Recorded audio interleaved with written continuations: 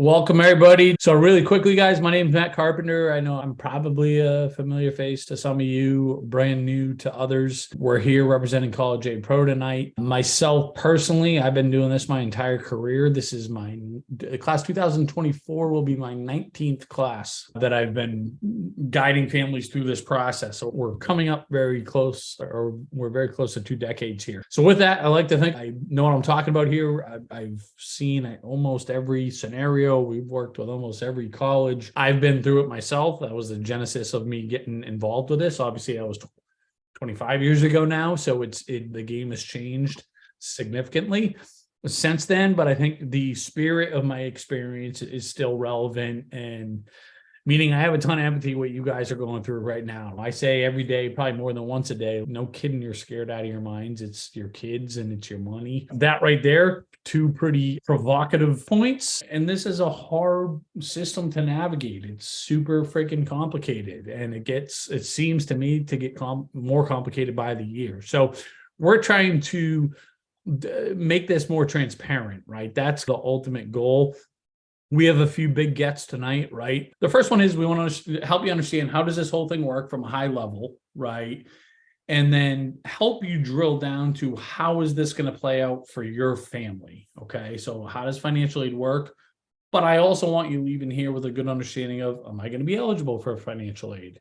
How much? At what colleges? If not, what does that mean for me and my family? So those are the big gets. And then the other one is if we do our job, if we do a decent job tonight, our hope is that you continue to follow along with us. We do this, I think we have 8 presentations this week, I want to say. I share that just to say this is what we do all day, every day, is try to educate you folks that are going through this. And I think we do a pretty good job of that. John Munley's here with me tonight, another New Jersey resident, DTS down the shore. So hopefully he's in the neck of the woods for where you folks are lucky enough to have a summer place, or at least go visit. But John's someone that we and myself personally sought out, I guess, a few years ago now, several years ago now, however you would say it, because he's a financial professional that I had a lot of respect for. And it's very rare to find folks that have that credential, but also do this college piece very well. That's not very common.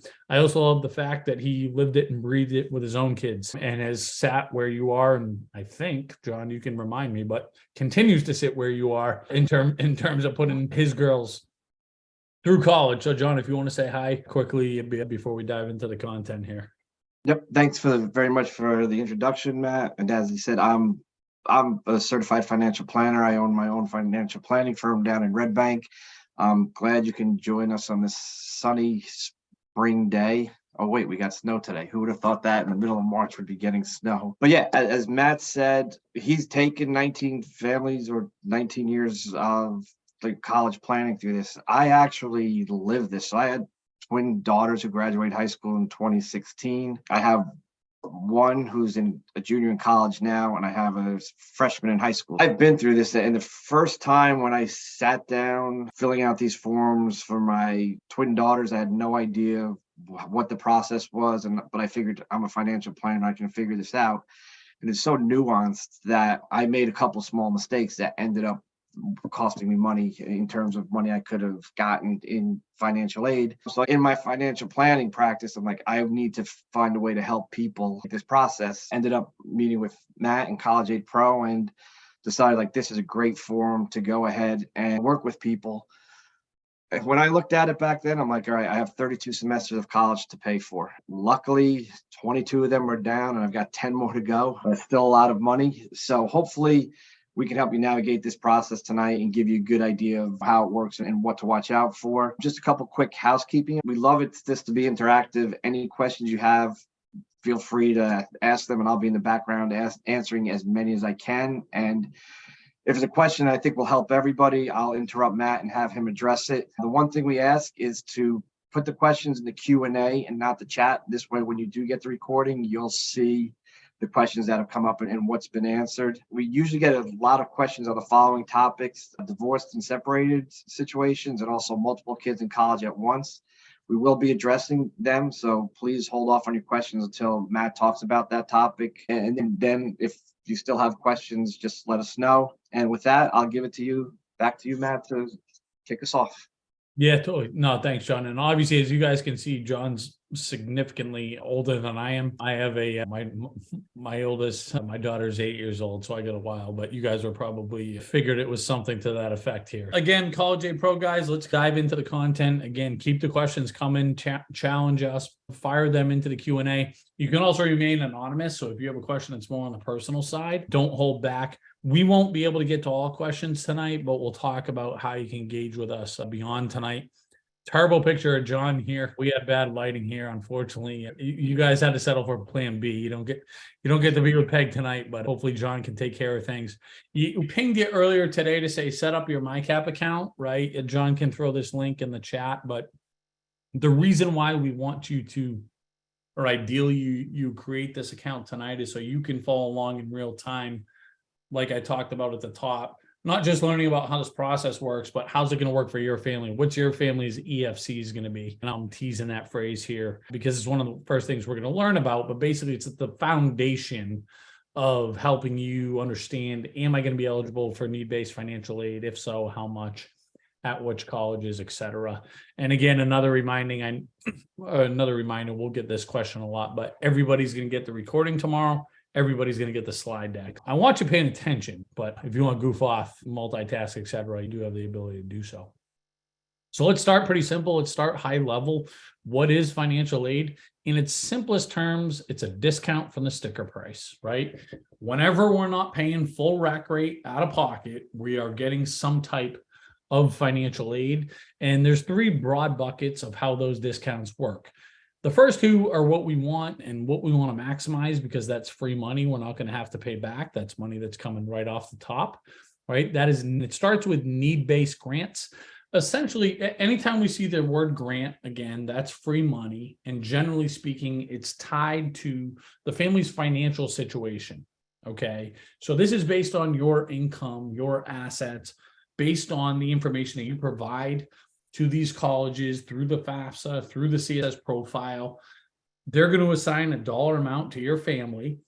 And if that dollar amount is less than the cost of attendance at their school, you're potentially eligible for some need-based financial aid. And I'll unpack that a little bit more in a second here. But it's important to note that can and will oftentimes change from one year to the next, right? Because you have to reapply for financial aid every year. And if we're getting a need-based grant that's tied to our income and assets, then it could go up and down as our income and assets go up and down. Whereas merit-based scholarships, this is a dollar amount, again, free money given to the student just based on their credentials, right? Basically, they're saying we don't care how much or how little the parent or parents make. We want this kid on our campus. We're going to give them a financial incentive to come here. We can also feel pretty good that's going to be there for all 4 years, so long as they maintain a minimum GPA. So that's one reason why it's fairly important to understand if we're getting a need-based grant or a merit-based scholarship, specifically because we know one of them is going to be flat for all 4 years, whereas the other could change for better or for worse. This third type of financial aid, right, as the colleges like to call it, it's a sexy word for loans. Basically, they're going to say, hey, this is coming off your bill, but you're going to have to pay it back later plus points, right? So self-help financial aid is a piece of the puzzle, but it's a part of the puzzle that we are less focused on and want to focus on the first two, that being the free money, of course. So of those first two broad buckets, need-based and merit-based financial aid, I want to focus on need-based. This is a little bit more complicated, a little bit more nuanced, I think less straightforward than merit-based scholarships. And you have to understand, again, this is something else that we say every day, many times over, because it's true. Every college is different, okay? You have to think of them like their own private businesses, and they each operate their businesses differently. And you're all unique, right? As applicants, right? Every family and every student is different. So it's very difficult to make blanket recommendations, universal rules, and say, this is how it's going to work, right? Unfortunately, it's not that simple. So anytime there's a universal form or a standard set of guidelines, it's helpful to be really familiar with them. And this is one of them, right? Every college uses the same baseline foundation for determining need-based financial aid. And that's the cost of attendance, right? In other words, the sticker price, okay, minus the EFC, your expected family contribution. And the difference between those two figures is how much need-based financial aid your student is potentially eligible for, right? So I imagine for some of you, I'm throwing some brand new terms at you fairly quickly. So let's unpack them a little bit. Sticker price, cost of attendance, right? This is tuition, fees, room and board, the whole enchilada. When you look up how much does it cost to go to Columbia and you see 85,000, that's the sticker price. That's the cost of attendance, right? For most families, the cost of attendance is the third most important or relevant variable when determining how affordable or not affordable a school is going to be for your family, okay? Which is not common knowledge in my experience.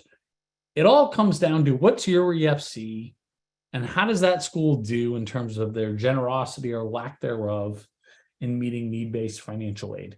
The EFC is a dollar amount that's assigned to your family. There's a lot of variables here, okay? And I'm not going to bore you with all of them. But if I had to boil it down to a couple, it's your income and your non-retirement assets. Those are the biggest drivers for determining your EFC. If your EFC is less than the cost of attendance, that dollar amount, that difference, is the amount of need-based financial aid you are potentially eligible for. The reason why I say potentially is because just because you're eligible for 40 grand of need-based financial aid at college doesn't mean they're going to give it to you. At Columbia, they will. At NYU, they won't. And those are just two examples that are pretty close to your backyard in all likelihood on a percentage of your students' radars, right? Those two schools. And we'll go over some big examples there. But let's talk about a couple things that I think are really important when it comes to your EFC, because there's some things that are, and I would say, as we try to guide families through this process, there's certain things that are out of your control. You can't determine what these colleges are going to charge for their cost of attendance, right? But there are some things that are in your control, and it's important to differentiate between what are those things, right? Because obviously we only want to focus our efforts on the things that we have at least some extent of control over. And then let's get really good at doing that and use it to our advantage. So one of the biggies here, and again, we'll be back in the fall as we get closer to game time in terms of executing this process, actually completing these financial aid forms. But what is considered an asset? The long and the short of it is everything aside from your retirement accounts, okay?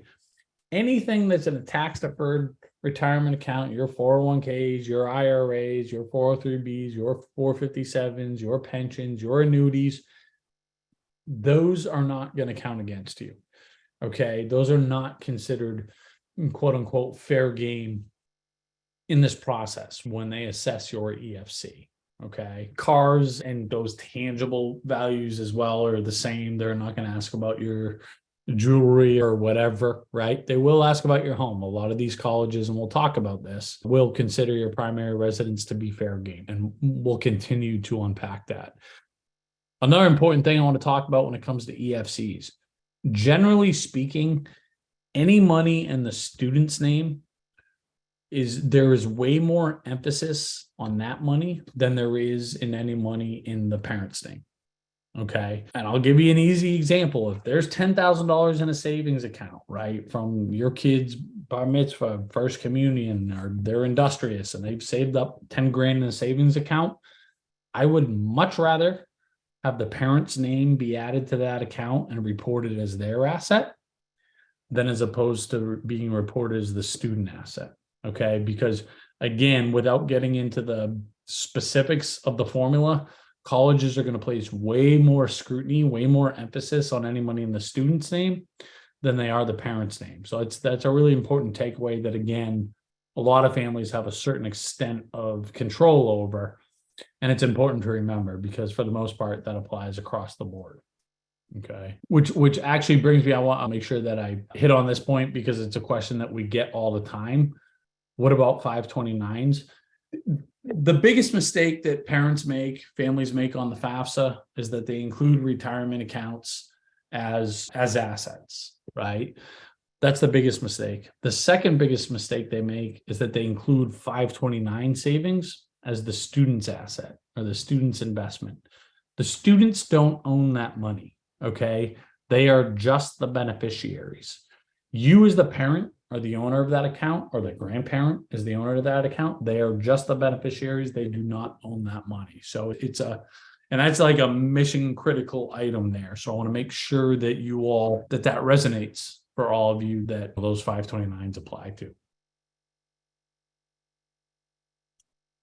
Okay, so And Matt, before you jump ahead, because I know with the savings account, if it's in the student's name, you attach the parent's name. It becomes a parent asset. Custodial accounts like UTMAs or UGMAs, they have both the student name and the parent's name, but they're still counted as student assets. So that's right. Just to echo what John said there, custodial accounts, UTMAs, UGMAs, unlike 529s, are considered student savings, students investment. That's how those are supposed to be reflected on the financial aid forms. Okay. See, the next point here is debt considered no but, right? Short answer, no. Outside of debt in the primary residence, they're not looking at credit card debt. They're not looking at personal loans. They're not looking at what you pay for your car payments. They're not looking at you name it. However, most of us have debt.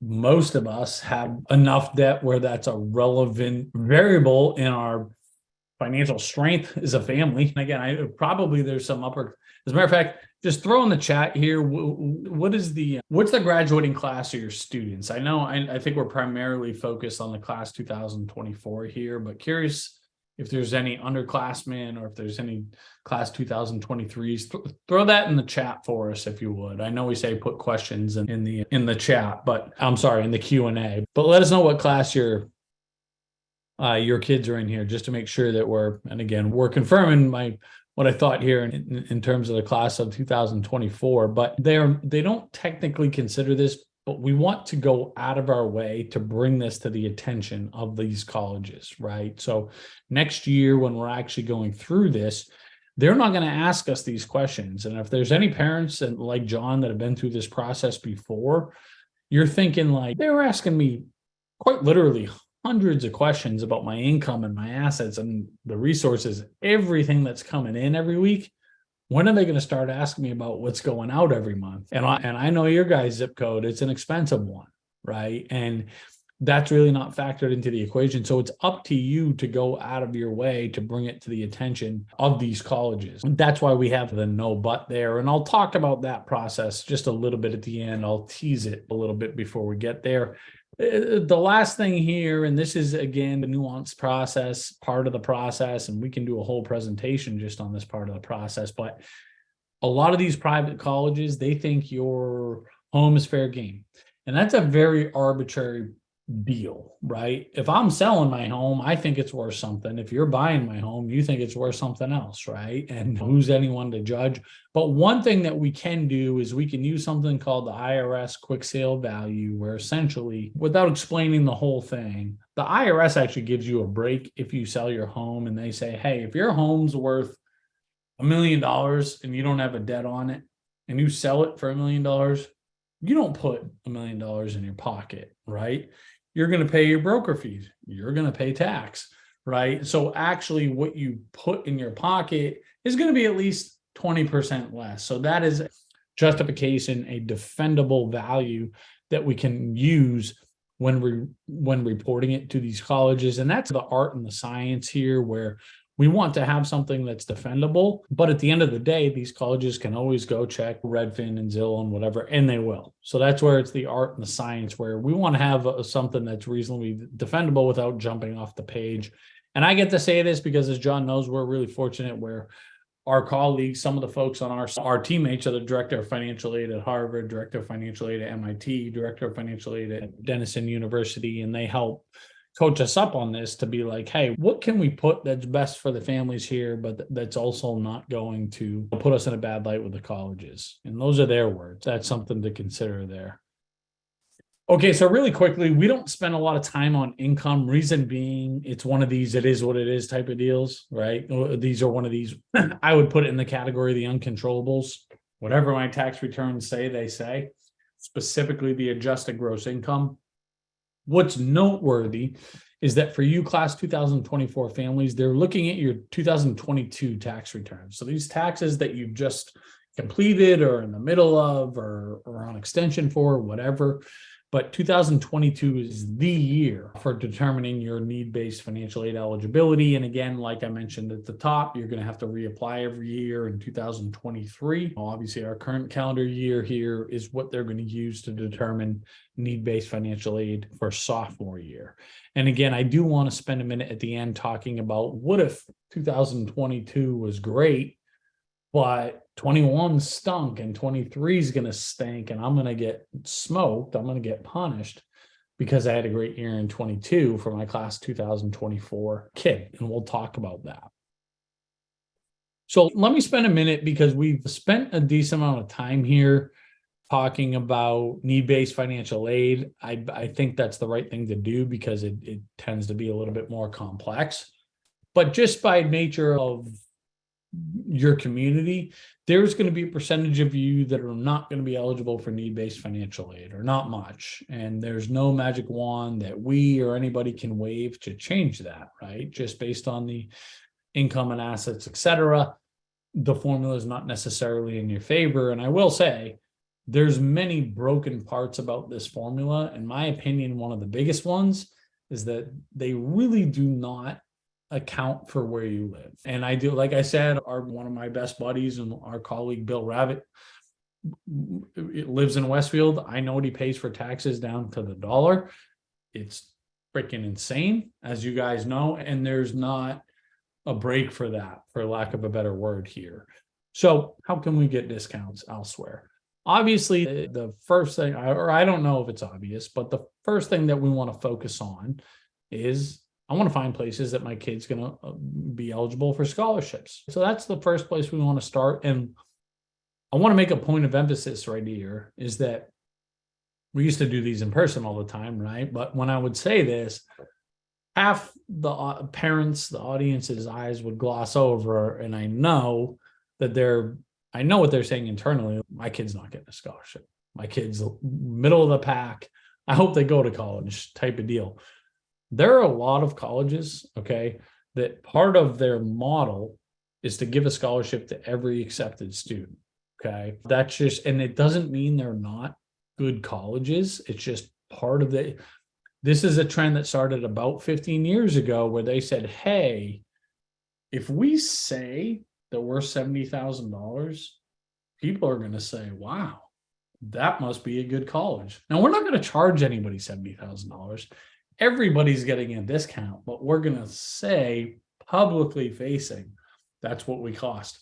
And that's a very popular trend. So we never want people getting scared of what a school appears to cost because of the sticker price, because of the cost of attendance. And I don't care what type of student you have, right? So that's an important thing to know. The other thing we want to note is that some colleges, even if you're not eligible for need-based financial aid, you still got to complete and submit the financial aid applications if you want to get those merit-based discounts. Okay. I think obviously we're biased here and we'll look at it in a second, but I think we're as good as source as any in terms of helping you figure out where your kid might qualify for merit-based scholarships and how much. Now, two other things I want to talk about here. Number one, not everybody gives scholarships. There's about 100 schools in the country now that scholarships don't exist, right?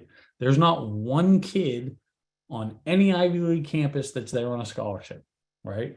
And Harvard, Dartmouth, I don't care what type of athlete they are. I don't care how gifted they are as an artist, as pure intelligence. It doesn't matter. Nobody's on any of those campuses on a scholarship. Same with Williams, same with Amherst, same with Middlebury, same with, and the list goes on and on. Even schools like Washington and Lee now, no merit-based scholarship. So it's important to note that as you're putting this list of schools together, if you're not eligible for need-based financial aid and you still have a really talented kid, let's make sure we have a few schools on that list where scholarships actually exist. Okay. And the other thing, again, just to tease the last thing I'm going to spend just 1 minute on, we want to apply to competing colleges. And the reason that we do that, again, is because what I know I'm not sharing my screen right now because I want to jump into our platform here, but what we're really busy with our class 2023 families right now, as a matter of fact, we'll be doing a presentation on this tomorrow night for Westfield parents, is once we get an offer from these schools, how do we go back and do better? And one way that we do that initially, how we get in front of that to create leverage, apply to competing schools, right? I went to a little college up here in the Boston area called Stonehill College. At least locally, it's fairly popular, right? So I will make my clients, my families that want to go to Stonehill, I make them apply to Bentley, right? Which is another little school here that's comparable to Stonehill. And I played football back in the heyday. We were rivals athletically, but we were rivals academically too. So even if there's no interest in attending Bentley, I'll make my Stonehill focused families apply to Bentley and vice versa, right? Because we're going to leverage those offers against one another and we're going to get a couple more bucks. Okay, so this is our platform here, right? This is mycap.collegeaidpro.com. So hopefully you've set up your account already. And John, just pop the link in the chat if you would, for those that haven't. But as you set up your account, we're going to ask you a few questions. The first thing and this is your home dashboard, and this is what you're looking at in front and center. We're going to tell you, here's your EFCs, right? This is the foundation for determining how much need-based financial aid you're going to be eligible for. To further confuse matters, there's actually 3 different EFCs, right? So any given college can use one of the 3 kind of broad buckets for how they conduct business, right? What methodology they use.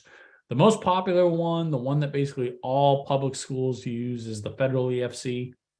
There's a percentage of private schools that use what's called the institutional EFC. Let's pick on BU and NYU here as being 2 examples there. And then there's a smaller percentage of schools, this is actually going away, but at least for the time being, they use something called the consensus EFC. This is the Ivy Leagues of the world, right? And the reason why this EFC is so much higher at the institutional level than the federal level is because this particular family is a homeowner. They have a decent amount of equity, and these schools consider home equity fair game to varying degrees. I don't want you guys focused on sticker prices, just like we talked about at the beginning, okay? Because for most families, that's deceiving. I want you focused on what is your net cost? What is your family actually going to have to pay at some of these colleges? And one of the most common mistakes that we find, especially for families that are focused on the cost of this whole massive investment, is they say, listen, they tell their kid, you're not applying to these crazy private schools that cost $80,000 and blah, blah, blah, state colleges only. That's not necessarily, maybe that used to be a sound strategy. It's not necessarily the case. This is a family of 4 from my neck of the woods, right? Average income, average assets. They're going to pay less money to divorced family too. So there is that wrinkle, two family household. They're going to pay less to go to the $80,000+ school at Amherst College than they are to go to the state school at UMass Amherst here. Okay, this is not wildly uncommon. This isn't a weirdo situation, right? This is a pretty down the middle deal. Whereas again, UCSB, UC Santa Barbara, heaven on earth, paradise, my wife's alma mater, but $70,000 for a state school, and they're not going to give you a penny. And I'm not picking on UCSB. The UCs just really don't give money, right? That's just the deal here. And same with Penn State. Love Penn State. Happy Valley. It is Happy Valley. You're paying full sticker price. Unless you're playing for Coach Franklin, you're paying full sticker price. That is the deal. But what I want to do is let's throw a couple actual colleges in the chat. Let's actually look at a couple, right? Use this example and we can see how they do with need, how they do with merit, and how generous or not are they in terms of discounting. And we can get a decent idea of a few different examples. Fairfield's an interesting one. Let's start there. Sorry about that. So Fairfield, okay, we're not going to pay full sticker price there. We're going to get a meaningful discount there, right, for this particular family. And if we want to get some more details, we can see why, right? Why am I getting a discount? How much? This is a family that's going to be eligible for need-based financial aid and merit-based discounts. This is actually a pretty cool example because with very few exceptions, you don't get both. Colleges don't what's called stack financial aid. You're either going to get the need-based grants or the merit-based scholarships, the larger of the two, but you won't get both, okay? And if we want to, we can take a look at the why, right? For any school, we have all the scholarships that they offer and the qualifications for each. We're pretty good at projecting how much is your kid going to get. And then if we want to, again, you don't need to, but if you want to dig into the why, you can click on the admissions tab to see their average test scores, see their average GPA, and get an idea of where your kid stacks up and say, okay, that makes sense why we're projecting you're getting X amount. Another thing that's really helpful for us this time of year when it comes time to appealing, this financial aid tab, I like to call it like the school's business model. That's essentially what it is. But one thing that we'll just flag this time of year is what's their average scholarship that they give, right? So in this case, 1,000 and change. So if we get a scholarship that's 15,000, even if that's fair, we like to go back and call them and say, hey, my kid didn't even get the average scholarship. I'd like to push back and at least get that. Again, even if we're not quite eligible for that, that's a sophisticated way to appeal to these schools. And usually it can be something that helps us out. Let's see, let me do two more here that I think are on opposite end of the spectrum. I'm going to do Duke, and then I'm going to do Georgia Tech, and I'll tell you why they're opposite ends of the spectrum a little bit here. So here's Duke. Okay. And here's Georgia Tech. Okay. Again, on the surface, and two phenomenal schools. On the surface, Duke looks significantly more expensive. We're going to get a way better deal because we're eligible for need-based financial aid. Whereas Georgia Tech, even though we're eligible and they meet 100% of need, okay? And again, if I wanted to look at that quick, I could go into Duke, see we're getting this $60,000 discount. Why? I go into their financial aid tab. That's a school that meets 100% in need. Okay, that makes sense.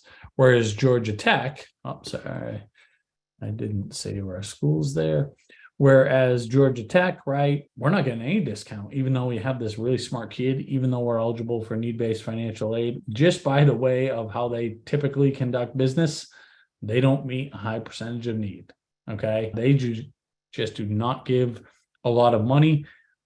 7.5% of students receive a merit-based scholarship, right? And it's hard to get into Georgia Tech, period, but only less than 10% are getting a scholarship. And those that do, on average, get a scholarship of about 5,000. So again, if we want some more intel as to the why, that's a helpful way to do that. Another way that I like to leverage this is I like to say, listen, if I just want to go search for schools, for example, that are going to give me scholarships, if I'm not eligible for need-based financial aid, I might say, listen, my kid wants to be close to home.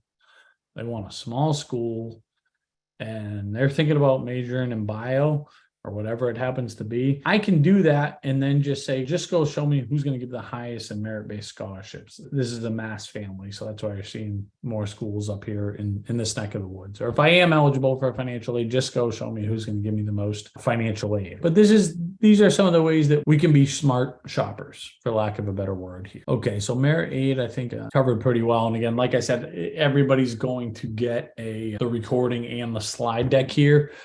What I want to do is I want to tease a few things. Again, we'll be back in the fall to get just more in the weeds with the mechanics of the process and the execution, who needs what, where, when, how. But I think it's important to, again, at least plant some seeds at this point. You've heard me say it before. I promise if you follow along, I'm going to say it a lot more times. Every school is different. And that's part of the hard part of this process where it's not very streamlined. It's not very universal. It's going to be very common. For a lot of you, you're going to apply to 8, 10, 12 schools, and they're going to come with many different deadlines and many different requirements. And some of them only require the FAFSA. Some of them require the FAFSA and the CSS profile. I saw someone put the Wharton School of Business there. That's the grad school, but the undergrad school is UPenn. UPenn requires the FAFSA, the CSS profile, and their own institutional form, and that's the real beast of the three, right? They put you through the ringer to even apply for some discounts here. It's something we got to trudge through, but the onus is on us to figure out who requires what and when. It is, I promise you, you're going to have a different experience than you do right now at Westfield High School when it comes to communication. Okay.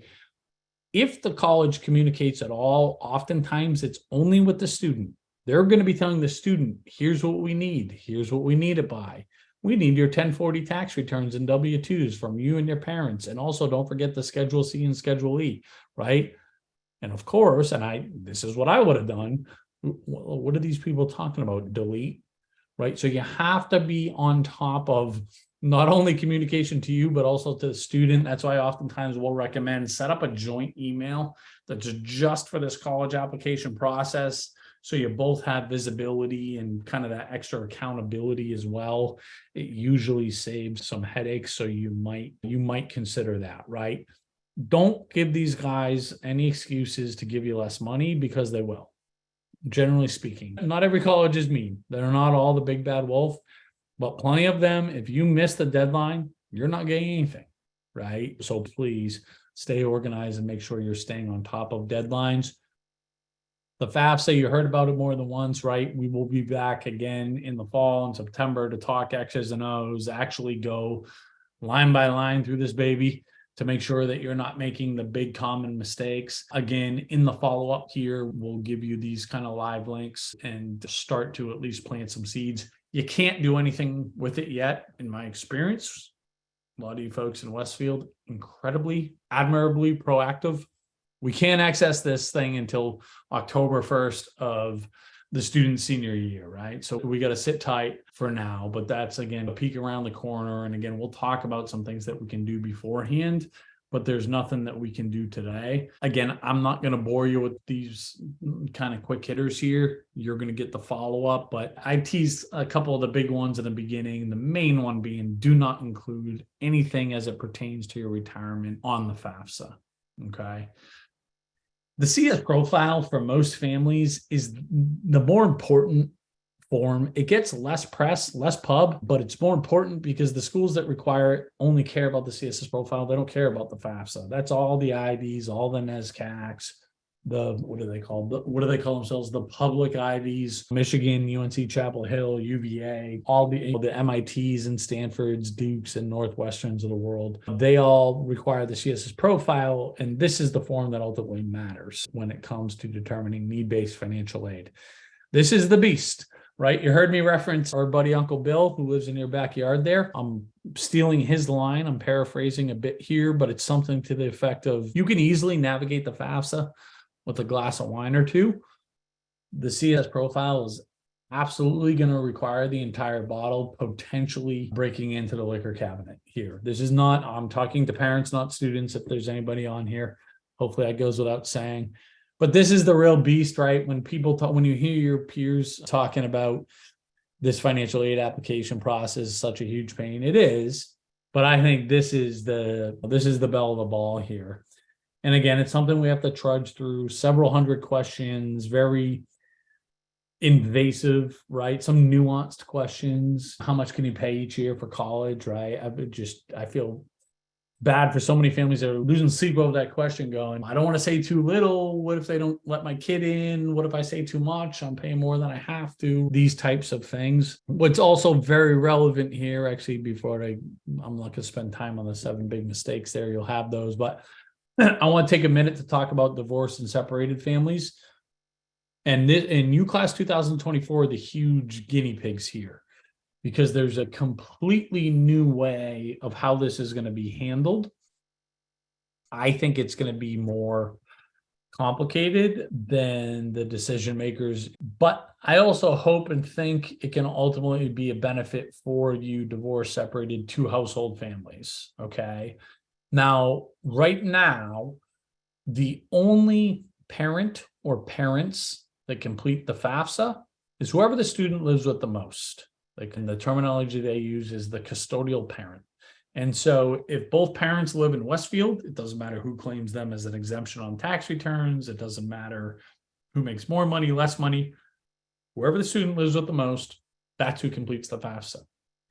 If that parent is remarried, well, that step parent is a custodial parent in the custodial household. So it's their combined information that goes on the FAFSA.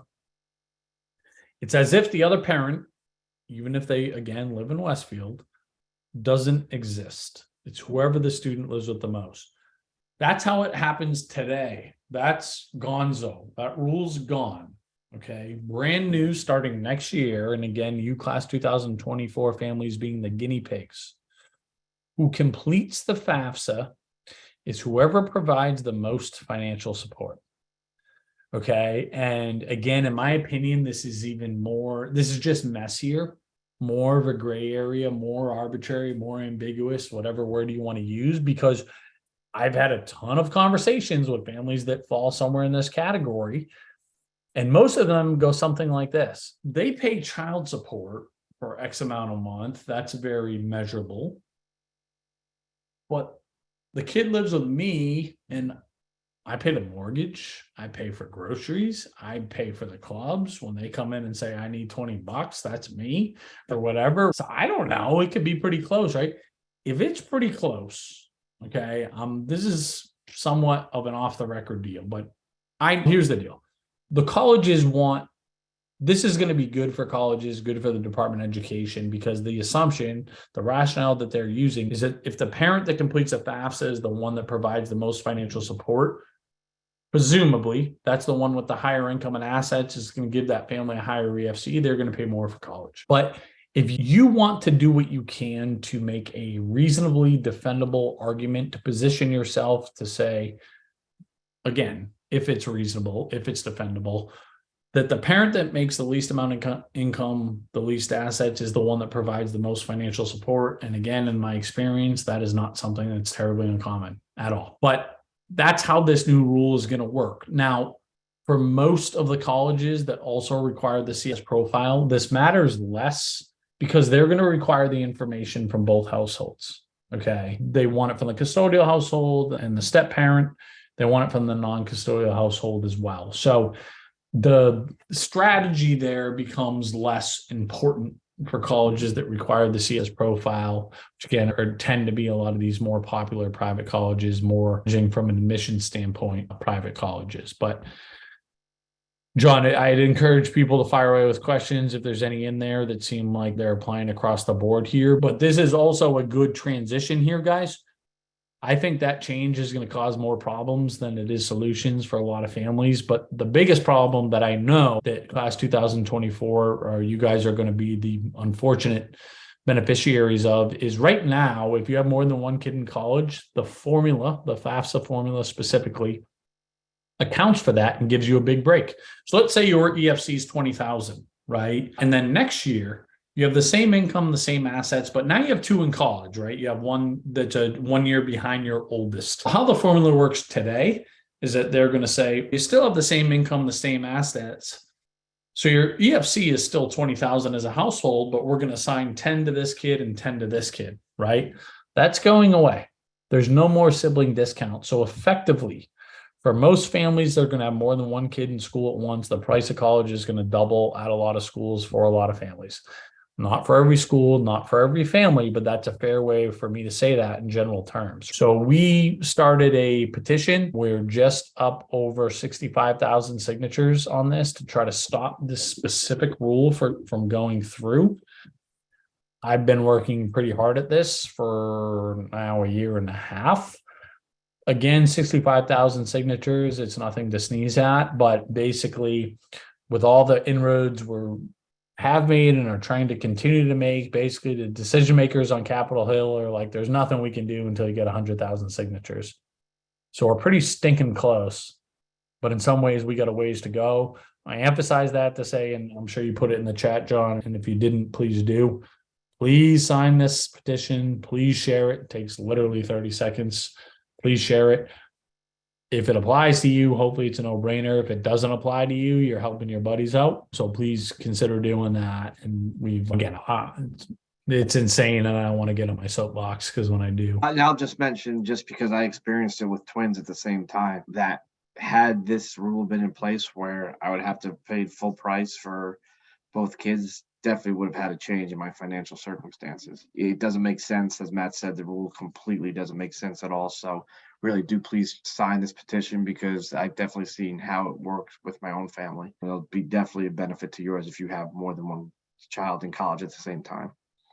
And the better, if you guys, for those of you that were at the beginning of the presentation here, when I showed the slide of presenters, the better looking version of John, our colleague Peg, she put twins through college as well. And again, she would echo those same sentiments. And I'm sure a lot of you can certainly relate to that. Again, I'm teasing this. We are a year away from that. And tomorrow night, we'll be talking about this to your class 2023 brethren. That is, once we get an offer from a college, how do we go back and do better? Right? How do we appeal for additional financial aid? What I do want to do is tease what we're doing about this in our platform. If you will bear with me just 1 second, I'll bring it back up because I'm pretty excited about this new feature that we get to show off here. I know you live here somewhere. There you are. So again, I saw at least one class 2023 family on here, and you're probably in the middle of this.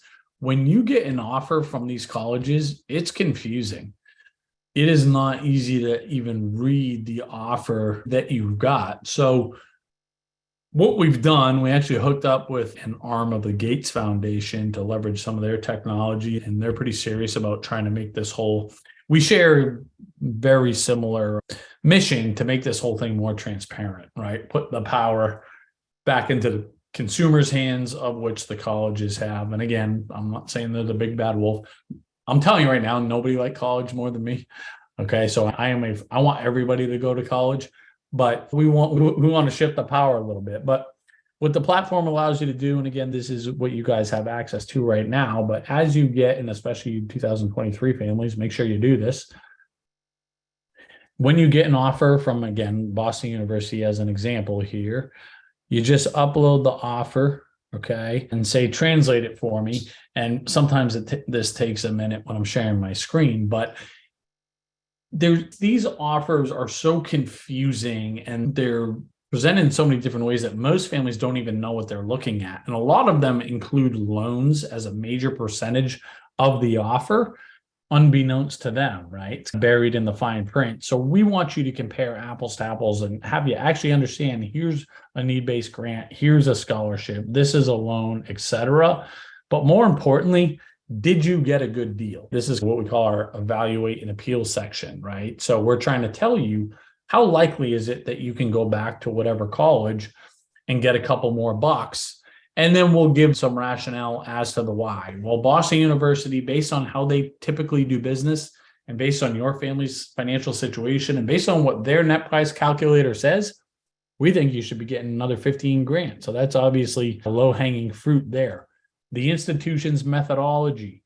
So for example, specifically a college that uses the institutional or consensus methodology, they're more likely to bend a little bit with the initial offer, especially if we have a private school that uses the federal methodology. There's something that the term we use internally is there's usually wiggle room there, right? And then for this family that is divorced, two-household family, that's something that oftentimes we can lean into. So we're trying to play a little bit of a watchdog here and just making sure that consumers, right, you all know, hey, and plenty of times the answer is going to be like, yeah, I get a good deal. It doesn't mean don't go and push back for more, but because you should, because the worst thing that they're going to say is, guys, you did the best we could. They're not going to say you're a pain in the ass, we're taking money away, or you're a pain in the ass, we don't want your kid coming here. This is a part of this massive investment, just like any massive investment you make, you want to see if you can beat them up for a few more bucks. But there's a right way to do it, right? And we're pretty good at knowing what that is. Let's see if I'm on the right presentation. Who knows, John? Who knows if I'm on the right presentation anymore? But by the way, these are the junior Celtics here. We lost in a heartbreaker in the championship, but we had a hell of a season this past Saturday and we made the championship. And this is Jackson. He was the MVP of the team. And then this is the head coaches and defensive player of the year award. So I don't think she's full scholarship. I don't think she's full scholarship material, John. We'll see about that. You never know. She's got the top. Listen, she's got the bloodline. She's got the bloodline. But yeah, I don't think it's there. Okay, so tonight, in terms of the major content tonight, guys, it's like we're always trying to thread the needle between helping you have a foundation here, but how much is too much, and it's hard to do. But what I would say is continue to follow, whatever you do, continue to follow along with us. My firm recommendation is And and for some of you that have been on our other presentations, if you're a part of any of or if you're a parent or a student or a family that works with any of the high schools that we have a partnership with, we offer a free intro call. We only do that with our high school partners. We'll offer that now until Friday. You don't have to schedule it by then. You just have to book it by then. So we'll put that into the chat. We just asked respectfully, if you're not a Westfield High School parent or family, please don't book that call. Just go to our website. We have a ton of other free resources for you. And either way, even if you are a Westfield High School parent, go to College Aid Pro and check out our other resources and options, etc. But if you want to do that, if you haven't already, John, just throw it in the chat, book it. And In the chat. okay, great. And yeah, again, we'll be able to get a feel for where you guys are at as a family, and if nothing else, point you in the right direction. If you want to learn more about what we do beyond our kind of free education and free resources, we will coach you up on what that looks like and price points and next steps and all of that, which again, obviously you can also find it at collegeaidpro.com as well. And I think if I would recommend do the free phone call first, but I'm almost positive I'm going to put in the chat that if anybody goes onto our website and tries to get any of our services that are not of the free variety, use this Westfield 15 coupon code, or if you try to upgrade on your MyCap account, that'll give you 15% off anything. I'm almost positive. If it doesn't, write into support at collegeaidpro.com and say, Matt, I listened to Matt talk. He doesn't know what he's talking about, but I think that's true. And like I said, guys, we're not going anywhere. This is all we do. Too much. I personally do it too much, but that's because I'm a sucker for this stuff and I love it. And I like to see people have successful end results with this thing. And there's another thing I say every day is everybody's got an affordable path to college, and it doesn't mean you have to sacrifice the quality of the education. Doesn't mean if you're eligible for financial aid, not eligible for financial aid. There's a path here. And I like to think we're pretty good at showing people there. John, did we do pretty good here? Looks like you were banging away on Q&A and we're in pretty good shape. Looks like we answered all the questions that we had. Okay. All right, guys. Well, listen, appreciate it. Great questions. We'll follow up tomorrow with the deck, with the recording. Again, if you do want to book a consult with us, take advantage of that. Like I said, we don't give that out. We don't give that out to just anyone. So please do so if that's something you're interested in. Good night, everybody. John, thanks, brother. Appreciate it. Thanks. Good night, everybody. You guys.